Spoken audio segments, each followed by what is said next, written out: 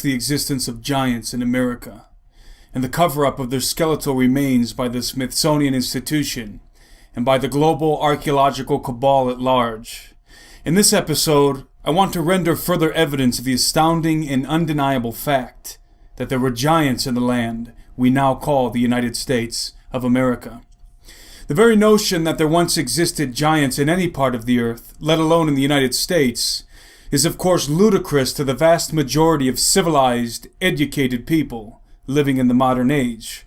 The truth is, we have an overly exalted opinion of ourselves in regards to both our intellect and the accuracy of our knowledge. We tend to believe, arrogantly and foolishly, that the level of our technological development is reflective of the level of our intellectual development.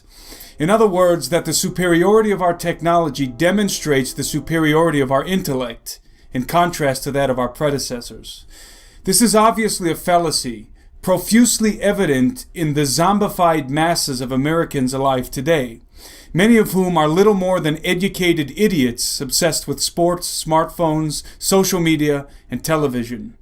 Unfortunately for us, the case can be made quite easily, in fact, that we are collectively the dumbest generation of Americans yet to live and breathe in this great land, precisely because of the technology that has made triviality the infatuation of our lives. Thus, while we are eager to swallow whatever trite the media establishment regurgitates into our mouths, even clamoring excitedly for it like hungry hatchlings, the difficult truths, such as the existence of giants, are repulsive to our minds and rejected as conspiracy. This was certainly not the case in early America, when even the common people were trained in critical thought and classical history before it was corrupted, and the land was still dotted with strange earthen mounds erected by a mysterious race of exceptionally large human-like people.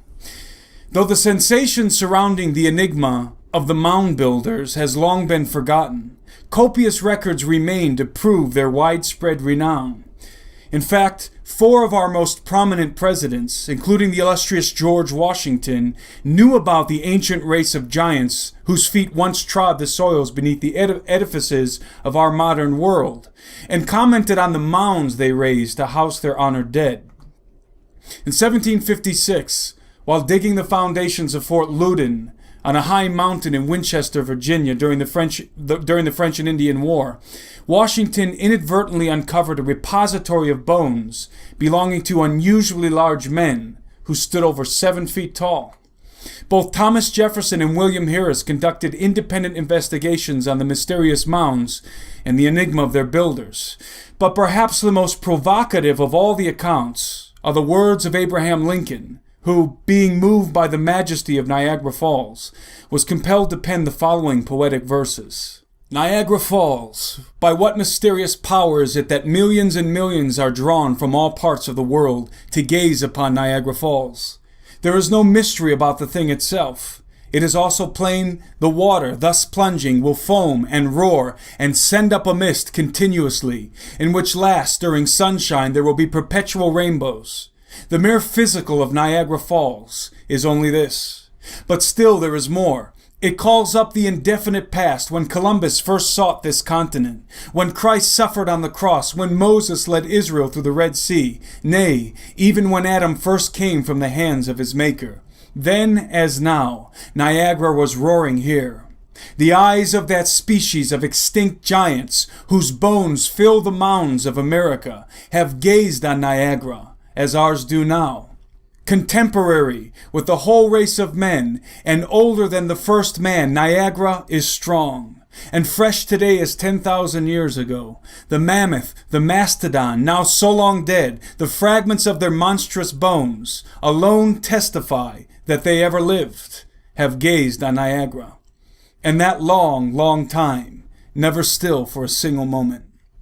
In his exceptional work entitled True Legends, Native American Tales of Stargates, Giants, Bigfoot, and Skinwalkers, Steve Quayle notes, Lincoln's account is interesting for 2 reasons. First, his reference to the giants is only made in passing. He doesn't stop to explain the reference, but rather assumes any American reading what he has written would be fully aware of who the species of extinct giants whose bones fill the mounds of America were. He assumes everyone is aware of the giant skeletons. Second, he mentions mammoths and mastodons in this brief passage.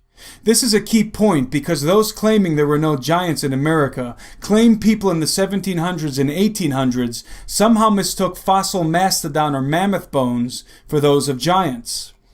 But when one reads this passage, it is obvious that Lincoln, and one must assume other contemporaries of his time as well as the audience he wrote for, were aware of which creature was which and made no mistakes in identifying them. Americans were fully aware of the differences and recognized some ancient skeletons as those of giants, similar to human beings, only much larger than modern man, and others as belonging to offshoots of the elephant family. People in Lincoln's day were well aware that giants had roamed the Americas, and likely had seen, or known someone who had seen, the actual skeletal remains of these creatures. Knowledge of the mounds and what was commonly found within them, namely the bones of giants, was ubiquitous in early America. In fact, in 1881, Congress gave $5,000 to the Smithsonian Institution to conduct archaeological digs on the mounds in order to determine their origin once and for all, and to recover the artifacts within them. The expedition was conducted at breakneck speed under the direction of Cyrus Thomas, archaeologist to the United States Bureau of American Ethnology, whose crew excavated some 2,000 mounds and earthworks in just 9 years. As a result, the mounds were torn open with reckless care, destroying many of the bones within them before they could be thoroughly analyzed. All of the artifacts were summarily carted off and hidden away from the eyes of the public.